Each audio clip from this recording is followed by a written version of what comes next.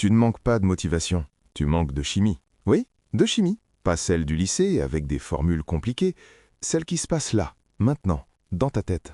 Parce que cette sensation étrange que tu connais, celle où tout te paraît lourd, lent, sans envie, ce n'est pas forcément ta vie qui est le problème. C'est ton système de récompense qui est saturé, fatigué, déréglé. Et le pire, c'est qu'aujourd'hui, on nourrit ce système toute la journée, sans même s'en rendre compte. Notifications, scroll, petite dose de plaisir rapide. Encore, et encore, et encore. Comme grignoter du sucre toute la journée et se demander pourquoi on n'a plus faim pour un vrai repas. Résultat, les choses simples deviennent fades, le calme devient ennuyeux, l'effort devient presque impossible. Mais voilà la bonne nouvelle, ton cerveau n'est pas cassé, il est juste mal entraîné. Et aujourd'hui, je vais te montrer 3 habitudes, pas spectaculaires, pas révolutionnaires, mais profondément efficaces. Des habitudes qui relancent ta dopamine, naturellement, sans écran, sans stimulation artificielle, juste avec la vraie vie. Habitude numéro 1, le plaisir lent, le secret oublié.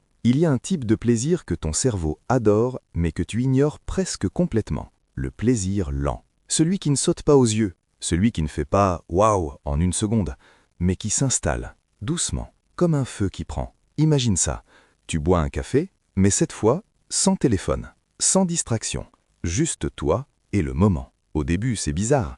Ton cerveau s'agite, il cherche autre chose, plus rapide, plus stimulant.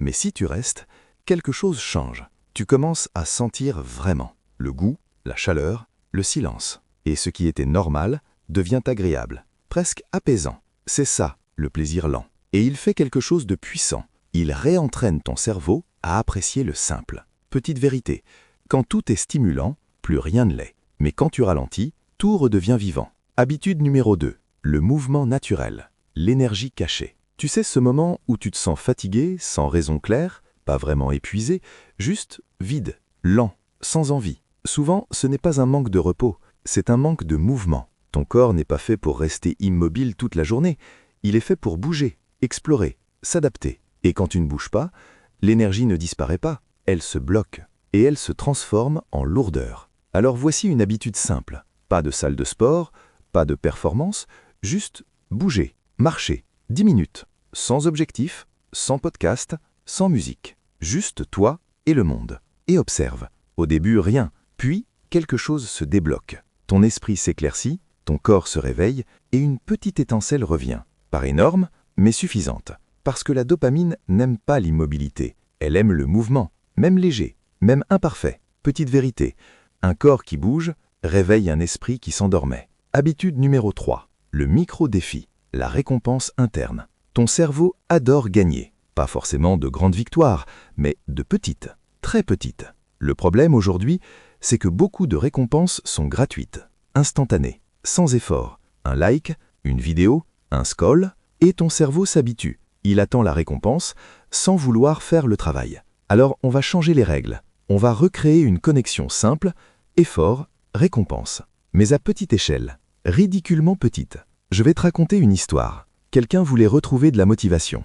Rien ne marchait. Alors il a décidé d'un truc presque idiot.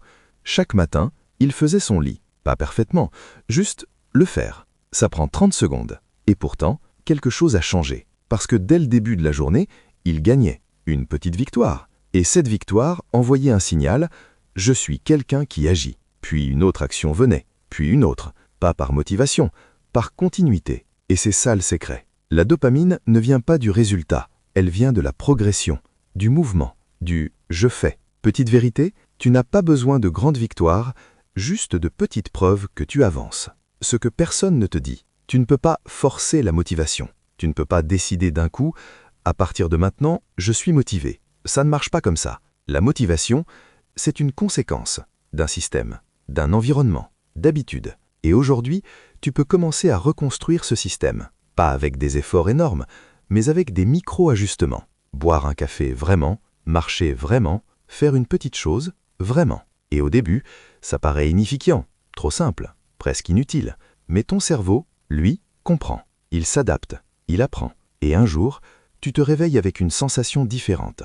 Un peu plus d'envie, un peu plus d'énergie, un peu plus de clarté. Pas parce que ta vie a changé, mais parce que ton système, oui. Alors aujourd'hui, ne cherche pas à tout transformer. Choisis une chose, une seule. Ralentir un moment, bouger un peu, créer une petite victoire. Pas parfaitement, pas longtemps, juste assez. Parce que la vérité, c'est que la dopamine ne se trouve pas dans les écrans. Elle se construit dans les petites actions réelles. Celles que personne ne voit, celles qui ne font pas de bruit, mais qui doucement te redonnent envie de vivre ta propre vie. Et peut-être que ce soir, tu ne feras rien d'extraordinaire, mais tu feras quelque chose de différent, un peu plus présent, un peu plus vivant. Et parfois, c'est exactement comme ça que tout recommence.